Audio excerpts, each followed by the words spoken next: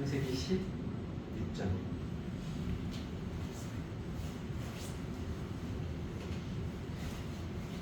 1절부터 6절까지 다 같이 한 목소리로 합독하겠습니다. 시작. 아브라함의 아내 사라는 출산하지 못하고 그에게 한 여종이 있으니 애굽 사람이요 이름은 하갈이라. 사라가 아브라함에게 이르되 여호와께서 내 출산을 허락하지 아니하셨으니 원하건대 내 여종에게로 들어라. 내가 혹 그로 말미암아 자녀를 얻을까 하노라 하네. 아브라함이 사라의 말을 들으니라. 아브라함의 아내 사라가 그 여종에게서 사람 하갈을 데려다가 그 남편 아브라함에게 첩으로 준 때는 아브라함이 가나안 땅에 거주한 지 10년 후였더라. 아브라함이 하갈과 동침하였더니 하갈이 임신하매 자기의 임신함을 알고 그의 여주인을 멸시한지라. 사라가 아브라함에게 이르되 내가 받은 모욕은 당신이 받아야 옳도다. 내가 나의 여종을 당신의 품에 두었거늘 그가 자기의 임신함을 알고 나를 멸시하니 당신과 나 사이에 여호와께서 판단하시기를 원하노라.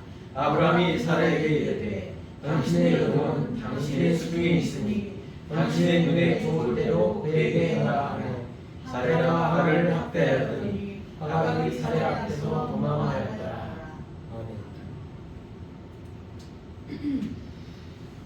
우리는 정말 지난 시간까지도 우리 믿음의 조상이라고 일컬었던 그 아브라함이 정말 하나님께 진교를 구합니다. 하나님 저를 갈대 우르에서부터 정말 젊은 시절부터 저를 이렇게 불러 지명하여 불렀는데 그래서 나에게 자손을 주겠다고 한 그 약속. 그러나 지금까지도 그것이 이루어지지 않았습니다. 사라의 몸과 또한 아브라함 자신도 정말 몸이 점점 더 나이 많아 노쇠감을 느낍니다. 정말 두려움이 있었을 것입니다. 그 얼마 전에 그 전쟁을 통하여서 정말 자신의 신분이 노출되어서 정말 언제 공격을 당해서 죽을 수밖에 없는 그런 위험을 감지했을 것입니다. 모든 사람에게는 특별히 우리처럼 이 정말 죄에서 구원받은 우리에게는 그 여전히 죄의 모습이 우리 몸 안에 있기 때문에 여전히 우리는 죄와의 전쟁, 죄의 득음으로부터 우리는 전쟁을 해야 되는 그런 몸입니다. 이럴 때 아브라함은 진교를 구합니다. 하나님, 정말 저에게 이 몸에서 아들을, 자녀를 준다고 했는데 그 징조가 무엇입니까? 어떻게 보면 지난 시간에도 말을 했지만 믿음 없는 사람의 믿음이 떨어졌을 때 하는 그런 질문 같습니다. 그러나 결코 그렇지 않아요. 우리는 확실하게 내가 가진 이 믿음에서 정말 확신이 흔들릴 때 그때 하나님께 다시 물어야 됩니다. 우리 인간의 생각, 이거는 아닌가? 내가 이렇게 해서 그럴까? 그 인간의 번민의 인간의 생각에 빠졌을 때 우리는 결단코 좋은 결말을 얻을 수가 없어요. 아브라함이 그랬었어요. 사례 또한 오늘 이 시간 본문에서 나옵니다. 내가 번민에 빠졌을 때, 내 믿음이 흔들릴 때 그냥 내 생각대로 그냥 그 침체된 그 안에 머물러 있지 말고 우리는 당당히 구해야 됩니다. 하나님, 저에게 믿음의 확신을 주십시오. 우리는 뜬금을 잡는 그런 사람 아닙니다. 하나님 우리에게 이 믿음을 주시기까지는 하나님의 그 살과 피가 찢기는 그 은혜, 그 생명의 대가로 우리는 그 생명을 얻은 것입니다. 우리 이 생명 정말 중요하게 생각합니다. 내가 믿었으니까 내 믿음이라서 내가 마음대로 할 수 있다고요? 내가 때로는 믿음보다는 내 삶이 우선이라고요? 내가 예배보다는 내 기분, 내 마음 상황, 내 몸이 더 먼저라고요? 그렇게 생각할 수도 없는 거예요. 왜? 이건 내가 얻은, 나의 노력으로 얻은 믿음이 아니에요. 하나님께서 나를 부르시고 택하시고 그리고 나에게 주신 큰 믿음입니다. 그런 이 믿음을 우리는 가볍게 생각할 수 없는 거예요.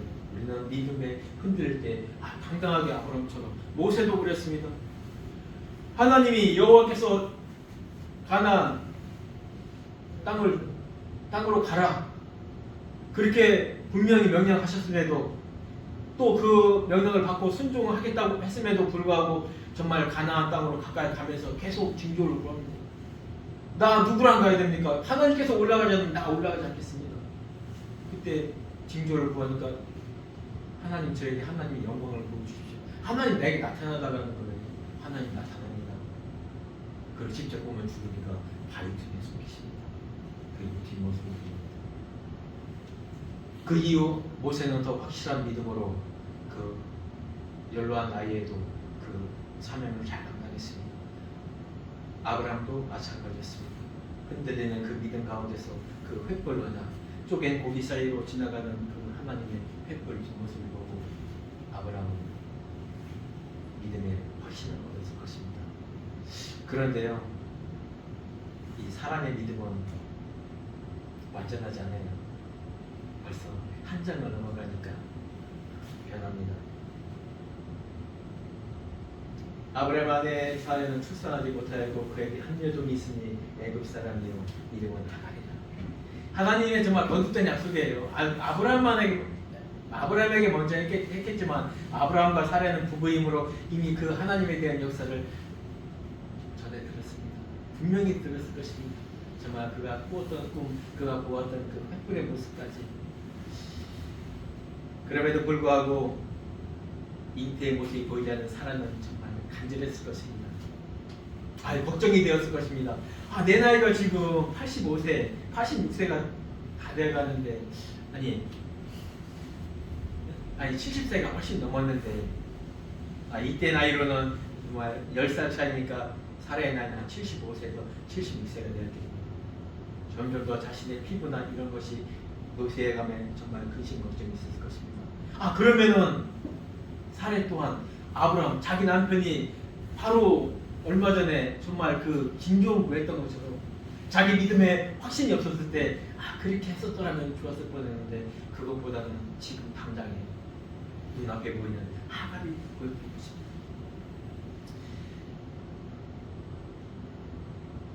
몸은 점점 노화되는 가운데 사례는 점점 근심이 있을 것입니다.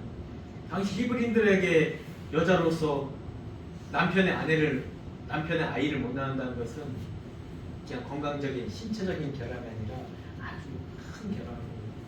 이 계보가 끊어집니다. 그리고 일반적인 계보가 아니라 하나님의 약속하신 여자의 후손으로 나올 그 메시아. 그러려면은 계속 자손을 이어져야 되거든요. 한 가문의 가계의 대를 잇는 아주 중요한 것입니다.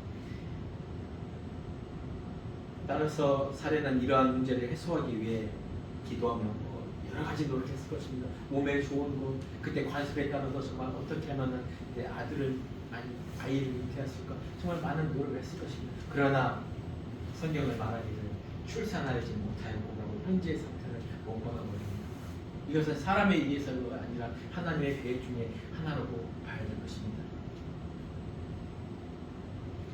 사실 이 사례에 출산하지 못한 것은 지금 이때뿐만 아니라 이미 그 전부터 한 몇십 년간 이 상태가 계속되었던 거예요.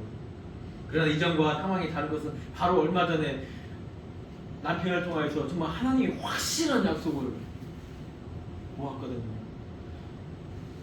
사례는 그 아브라함으로 그 말을 듣고 이제 내가 다음 달이면은 아니면 늦어도 몇 달 안에 내 안에 태기가 있을 것이다. 이런 정말 기대감과 정말 소망이 있을 것이에요. 그러나 그 기다림과 소망을 지나 시간이 지나도 그게 보이지 않으니까 정말 사례는 갈등을 했었겠죠. 근데 그럼에도 불구하고 사례는 아브라함처럼 정말 하나님께 더 강한 믿음을, 더 강한 확신을 얻게 해달라고 구해야 됐을 것 같아요. 이 말씀을 듣고 이 말씀을 듣는 이 시간 우리는 우리의 믿음이 흔들릴 때 정말 인간의 생각보다는 정말 하나님께 물어보는, 하나님께 내 믿음의 확신을 해달라고 간구하는 우리가 되기를 소망합니다. 애굽에서 종으로 받은 애굽 여인 하갈이 젊고 건강합니다. 아브라함에게 첩으로 주어 아들을 낳을 수 있는 것처럼 보였습니다. 그 선악과를 볼 때 사람이 마음입니다. 내가 계획한 마음, 내가 마음이 결정이 되면은 그것들로 인해 모든 것들이 다 아름다워 보이고 좋아 보이고 그게 완벽해 보이는 게 사람이거든요. 그래서 사람은 현실을 보기 전에 먼저 하나님을 바라봐야 되는 그런 존재라는 것을 성경은 계속적으로 보여주고 있습니다. 또 당시 관습에도 대를 잇기 위하여 자신의 몸종을 통해 아이를 얻는, 그래서 자기의 자식으로 삼는 그 관습, 풍습이 있었으니 사라에는 이것이 별 문제가 안 될 거라고 봤습니다. 왜? 아브라함한테 내 몸에서 날 자라고 했으니 곧 사라는 아브라함의 아내인 내가 아니더라도 내 주인 아브라함을 통해서 하갈에게 나오면 그것도 아브라함의 몸을 통해서 나오는 것이 아닐까? 라는 그런 인간적인 생각이 들 것입니다. 그러나 하나님은 이 자손에 대한 약속을 할 때가 언제냐면 갈대 우르에부터 하란에서 가나안 땅 세겜에 이르러서 헤브론에 이스라엘까지 계속적으로 이 자손의 약속을 했습니다. 누구? 사라가 아니겠습니다. 그러나 우리는 인간이기 때문에 정말 때로는 인간적으로 해결할 수 있을 것 같은, 또 인간적인 방법이 어떤 때는 더 빠를 것 같은 그런 생각과 계획과 자기 합리화를 주장하는 게 우리의 본성인 것 같습니다. 사람은 하나님의 은혜와 사랑보다 자신의 보기에 생각하기에 좋은 대로 선택하는 것, 그것이 우리 누구에게나 그 본성을 가지고 있습니다.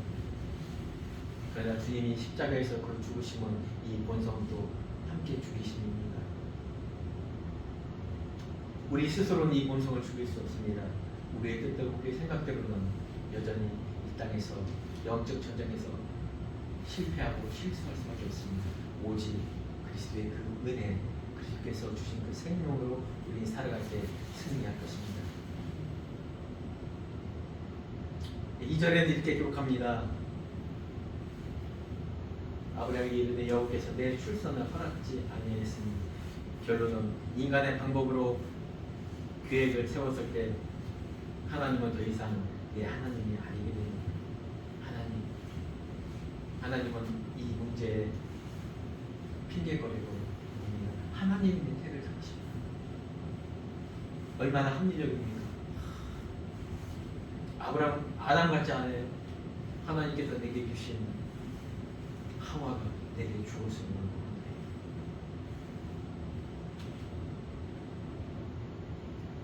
자신이 뜻과 생각대로 하려는 일에 정당성을 부여하게 됩니다. 하나님조차도 바라보지 않습니다. 하나님의 지혜와 사랑보다 자신의 뜻대로 행하려는 사례에 자기 스스로 하나님처럼 된 상태가 되고 있는 겁니다. 내 여종에게 들어가라. 사례의 이름에서 같이 자기 주장이 참 강합니다. 자신의 선택에 확신을 가지며 이로 인해 아들을 낳으면 그 모든 것이 자신의 지혜, 자신의 꿈, 자신의 계획인 것처럼 느껴졌을 것입니다. 고대 관습에 따라서 여종으로부터 아들을 얻으면 그 아들은 자기의 자신, 사레와 아브라함의 자녀로 양자로 두 분이 되는 것입니다. 하나님의 해석을 기다리지 못하고 인내하는 신앙심을 가지 못한 것입니다. 우리에게도 똑같은 메시지를 주는 거 아닐까요? 우리의 때로는 연초가 되면 또 월초가 되면 새로운 계획을 합니다. 하나님께서 이렇게 해주면 내가 이렇게 해야지. 근데 하나님의 응답은 우리가 생각하는 것보다 한 템포 늦는 것 같아요. 우리가 그걸 기억하고 아닌가 싶을 때 한 번 더 기다리는, 하나님께 의지하는 그런 믿음을 갖기를 원합니다. 여종이지만 사실 하갈을 인격체로 대하지 않았다는 거예요. 여전히 하나님의 백성이었지만 그 이웃을 대하는, 내 여종을 대하는 그 마음가짐이 올바르지 못했다는 거예요. 얻을까 하노라라고 하는 이 히브리어는 기억하면 세울 수 있을 것이다. 하갈을 희생하게 하여 자신을 중심으로 한 새 가정을 세우려는 사라의 의도였던 것입니다. 그런데 놀라운 것은 이 정말 자기 중심적이며 정말 자기의 의지대로 살았던 이 사례를 사랑으로 바꾸신다. 그게 놀라운 거 아니에요. 그 아브라함으로 바꿔가는 이 과정 중에 똑같이 이 사례 또한 열국의 영혼이 사랑으로 바꿔가는 과정이 있는 것입니다. 히브리서는 이렇게 기록하고 있어요. 사라에 대해서 믿음으로 사라 자신도 나이가 많아 단산하였으나 잉태할 수 있는 힘을 얻었으니 이는 약속하신 이를 믿으신 줄 알았습니다. 이러한 사라가 이렇게 변한다는 거예요. 우리 역시 마찬가지입니다. 우리가 인간의 모습으로 인간적인 중심으로 살을 때는 여전히 좀 하나님 보시기에 연약한 모습이지만은 하나님께서 우리를 변화시키고 그 변화시키며 우리가 순종할 때 우리 또한 히브리 기서에 써 있는 것처럼 우리도 하나님 보시기에 의로운 자가 될 것입니다. 그런데 참 무슨 것은 그 하나님의 그 뒷모습 횃불 언약까지 본지 얼마 되지 않은 아브라함이 사라의 말을 받아들입니다. 아무런 토시 하나 달지 않습니다. 주야만 나도 동의한다. 만족하다까지 라는 의미로도 말을 합니다. 사례가 제시하는 요구와 방법이 어떤 의미인지 분명히 압니다. 이것은 정확한 하나님의 언약과는 다른 건데라는 걸 이미 아브라함은 알고 있는 것입니다. 하나님의 자손에 대한 확신한 언약을 눈으로 보고서도 자신의 증거를 보여달라 한 요구한 상황에서 그 언약은 죽음을 전제로 세운 언약임에도 불구하고 아브라함은 불과 얼마 지나지 않아서 그 언약을 깨고 봅니다. 아브라함 편에서는 내 몸을 통해서 자손이 번창한다고 했으니까 사락이 아니라 하갈이어도 상관없겠지라는 인간적 자기주심적 논리였을 수도 있습니다. 그러나 이 인간의 하나님에 대한 무지, 하나님의 능력을 온전히 알지 못하는 사건인 것입니다. 15장 아브라함을 의로 여기신 하나님의 은혜와 사랑이 얼마나 크고 깊은지 다시 한번 깨닫는 이 시간이 되기를 원합니다. 먹으면 정령 죽으리라 약속을 저버리고 아무 반론 없이 그 열매를 받아먹은 아담의 후손인 우리, 십자가 은혜로 새 생명을 얻은 우리도 이 죄의 본질이 우리 몸에 그대로 지니고 있음을 우리는 잊지 말아야 됩니다. 우리는 늘 깨어 있어야 되는 것입니다. 하나님의 뜻은 어디까지나 하나님의 방법으로만, 하나님의 말씀으로만 이루어져야 합니다. 목적을 위해 수단과 방법은 어때도 좋다는 현대식의 논리는 유용합니다. 이 본문 진행 과정 중에서 사례, 아브라함 모두 하나님께 제단을 쌓으며 하나님께 물었더라는 그런 없습니다.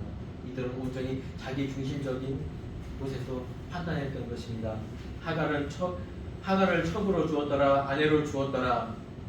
사례, 하갈, 아브라함 이 세 명은 약속 관계가 이어진 것입니다. 하나님의 언약을 저버리고 사례는 하갈에게 말했을 것입니다. 내가 내 주인 아브라함을 통해서 내가 만약 아들을 한다면 너는 종의 신분이 아니라 아브라함의 아내가 되는 것입니다. 하갈에게도 충분히 동의할 만한 여건이 있었던 것입니다. 잉태함에 멸시한지라 잉태하자마자 눈에 사라를 하찮게 봤다는 거예요. 사라의 결정, 즉 하갈을 아브라함에게 통치하게 하는 것에 대한 결과는 이렇게 나타나는 것입니다. 얼마나 좋은 많은 고민과 생각을 해서 사례는 이런 계획을 세웠지만 그 계획의 결론은 멸시천대인 것입니다. 하나님의 언약을 저버린 결말이 이렇게 보이는 것입니다. 하나님 언약보다 자신의 계획이 얼마나 무지하고 어리석은 것이었는지 깨닫게 된 것입니다. 사례는 하나님을 무시하고 약속을 저버린 것입니다. 그 결과 자신의 몸쪽으로부터 무시당하게 됩니다. 인간이 하나님을 무시한 거죠. 이 구절은 하나님의 그림 언어인 것 같아요. 하나님의 말 없는, 글귀 없는, 자막 없는 그 영화를 보여주면서 우리에게 깨달으라고 하는 그 메시지를 주는 것입니다. 아담이 하나님의 약속을 어겼을 때 죄의 종이 된 것처럼 선과 악을 우리 스스로 구분하여 지켜야 하는 그 율법 아래 놓여지게 되는 것입니다. 우리 스스로는 결코 선과 악을 판단할 수가 없는 겁니다. 사도 바울은 사례와 하갈에 대해서 이렇게 설명을 합니다. 갈라디아에서 기록된 바 아브라함에게 두 아들이 있으니 하나는 여종에게서 하나는 자유 있는 여자에게서 낳았다였으며 여종에게서는 육체를 따라 낳고 자유 있는 여자에게서는 약속으로 말미암아 낳았느니라. 이것은 비유니 이 여자들은 두 언약이라. 하나는 시내 산으로부터 종을 낳은 자니 곧 하갈이라. 이 하갈은 아라비아에 있는 시내 산으로부터 지금 있는 예루살렘과 같은 곳이니 그가 그 자녀들과 더불어 종 노릇하고 오직 위에 있는 예루살렘은 자유자니 곧 예루살렘은 자유자니 곧 우리 어머니라. 그 자손 그리스도로 자녀된 자들과 더불어 왕노릇하리라. 그런지 형제들아 우리는 여종의 자녀가 아니라 자유 있는 여자의 자녀라. 그리스도께서 우리를 자유롭게 하려고 자유를 주셨으니 그러므로 굳건하게 서서 다시는 종의 멍에를 매지 말라. 하나님이 창세기 16장에 이 하갈 사건을 통해서 우리에게 준 것은 우리에게 먼저 율법이 먼저 온다는 것입니다. 우리에게는 그 율법 아래 노임이 먼저 올 수밖에 없다는 것입니다. 우리는 애굽에서 종살이를 해야 하는 것이 먼저이고 광야에 나와서 우리가 가나안으로 들어가는 것이 두 번째인 것입니다. 우리는 죄 아래서 모든 사람이 죄인이었다가 예수 그리스도의 그 은혜로 인하여 우리는 그 새 생명을 얻는 존재라는 것을 보여주는 것입니다. 예, 출애굽기에는 이 하갈이 결국 학대를 받아 쫓겨납니다. 사라와 아브라함의 그 잘못된 계획의 가장 큰 피해자는 하갈이었을 것입니다. 그러나 이 둘은 그 하갈의 어려움과 고난과 고통당할 것에 대해서 아무런 생각도 하지 않았습니다. 5절에 보면은 나의 받은 모욕 당신이 받아야 옵소다. 그 모든 책임을 이제 아브라함에게 돌립니다. 아브라함 분명히 그 하갈이 잉태했을 때 어떻게 했을까요? 그 장막에 들어갈 때마다 사라의 장막을 들어간 것이 아니라 하갈에게 찾아갔을 것입니다. 하갈을 찾는 시간이 더 많았을 것입니다. 그러면서 하갈은 사라에게 어떻게 말했을까요? 당신은 나이가 많았고 당신은 노쇠하고 그리고 당신은 아브라함으로부터 버림도 받았던 여자가 아니냐. 애굽에서 바로에게. 그러나 이제는 나는 젊고 아브라함에게 기쁨을 주는 그리고 아브라함의 아이를 가지고 있는 나이다. 이제 아브라함의 아들은 내가 아닐까. 어떤 그런 말로 사례를 모독하고 모욕했을 것입니다. 아브라함이 양떼를 보고 나갔을 때, 또 나갔을 때 하갈과 사라의 그 관계와 갈등은 점점 더 심했을 것입니다. 결국 사라는 아브라함에게 말하는 당신이 본래 부인인 나를 멀리하고 저 하갈을 저 몸종에게 너무 가깝게 대하니 저가 기고만장하게 나를 일으켰다. 이거에 대한 책임은 나의 계획은 정말 옳았으나 당신의 처신이 잘못된 것이다. 그렇게 결론을 내립니다. 정말 모든 우리 인간의 본성인 것 같아요. 어떤 잘못이 있을 때 나의 잘못보다는 다른 사람의 들보를 보는 것이 여전히 우리의 죄악성이 있는 우리의 마음인 것 같습니다.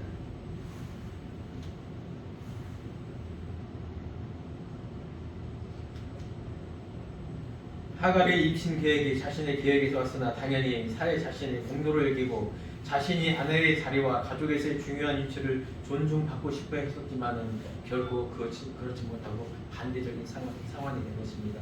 아브라함을 원망합니다. 여호와께서 판단하시기를 아브라함은 사례는 하나님의 이름을 또한 그 대화에 끼워 넣습니다. 왜? 이 모든 것은 하나님이 보기에도 그러나 사실은 이 말을 정당한 심판을 위한 뜻이라기보다는 정말 지금 당하는 정말 이 모욕이 너무나 감당이 상해서 한 말이었던 것입니다. 만약에 정당한 심판을 위한 뜻이었다면 이 잉태한 상태의 하갈을 쫓아내서는 안 되는 것이겠죠. 사람은 감정이 치우쳤을 때, 죄 하나님을 떠났을 때 우리는 인간적인 범죄를 저질 수 있는 존재입니다. 그런데 한술 더 떠서 이 아브라함의 대답은 정말 본문을 읽는 우리의 마음을 좀 당황시킵니다. 그럼 당신 마음대로 해요. 이 한마디에 하갈의 그 운명은 완전 바뀐다는 거예요. 정말 자신의 그 살해의 계획에 자기가 분명히 동참하고 동의했음에도 불구하고 책임은 지지 않겠다는 거예요. 아브라함도 자신과 잉태한 생명에 대한 책임 회피성 발언을 한 것입니다. 당시 관습으로 사례가 하갈의 아이를 낳기 전까지는 이미 사라 아래 통치 아래 있는 거죠. 다시 종으로 환원이 됩니다. 이렇게 되면 하갈은 사례와 함께 살 수 없고 쫓겨날 수밖에 없다는 것도 알게 되는 것입니다. 오직 아브라함이 하갈을 첩으로 아내로 받아들이는 것만이 하갈을 이 상황에서 정말 그나마 보호할 수 있는 것이었지만 그 모든 것을 포기하고 저버립니다. 아브라함은 포기를 선언합니다. 뒤늦게 하나님의 언약을 기다리지 못한 것을 후회도 했겠죠. 잘못된 선택이었음을 감지했겠죠. 가정의 평화를 지키며 약속의 후손을 기다려야겠다는 그 의지도 있었겠죠. 그러나 그것보다는 아브라함은 후사에 대한 믿음의 나약성과 또한 아브라함의 포기선을 통해 하갈에 가는 고통은 그냥 그대로 오는 것입니다. 이후에 이스마엘 자손은 이삭에 대한 나쁜 감정을 심어주는 계기가 바로 이 사건에서 일어나는 것입니다.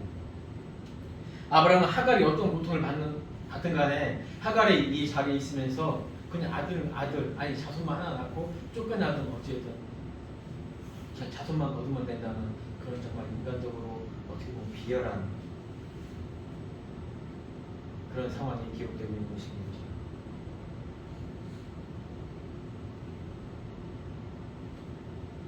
시간이 너무 지났습니다. 결론 맺겠습니다. 인간의 죄성이라는 것은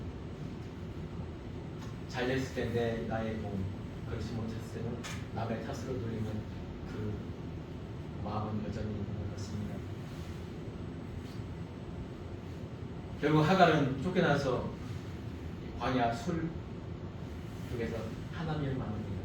사레와 아브라함은 그 잘못으로 인한 그 결과로 인한 하갈을 돌보지 않았습니다.